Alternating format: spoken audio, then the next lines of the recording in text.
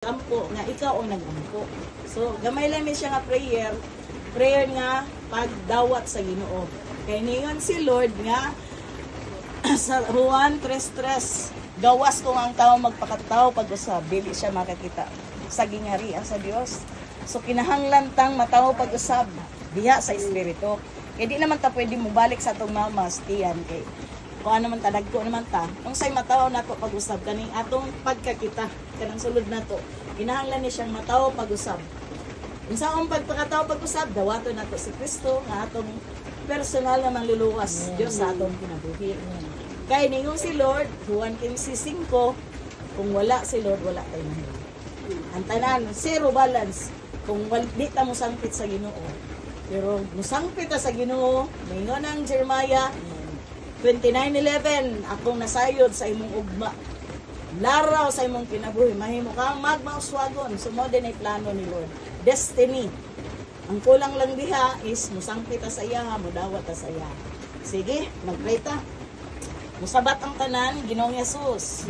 Salamat sa imong gugma. Salamat sa imong grasya. Grasya sa kaluwasan. Nga akong nadawat karon. Ako kang gimbitar. Mamusundod sa akong kasing-kasing.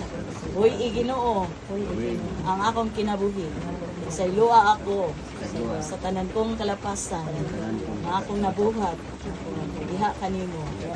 Uloy Ginoo, ang tibok kong kinabuhi sa imong balaang dugo. Sugod karon. Bawo nang akong mahan. Ako imo nang anak. Tawag ako kanimo. Kay ako imo nang anak. Sulat ang akong pangalan sa libro sa kinabuhi. Mubalik man ikaw.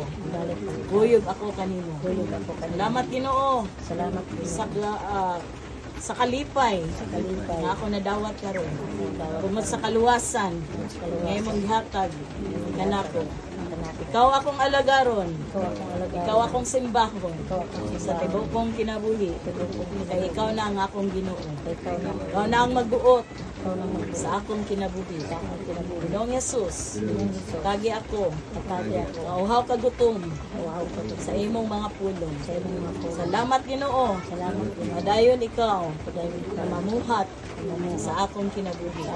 Pabuni ako sa imong balang dugo. Padayon ako sa pag-alagad kanimo. Sa pangalan ni Ginoong Yesus. Amen. Mag-pray ta sa inyo nga panimalay Ginoo. Salamat Amahan. Imong panalanginan, tanan yang endeavor karon Lord, tanan yang pangita Ginoo, imong i-bless Ginoo. Yes, kay ikaw Lord, naghari na ni ka panimalay. Isan pa Lord, dawatan ni amo ang salamat kayo ha. Salamat kayo ha. Di na magdugaya, salamat kaayo. God bless.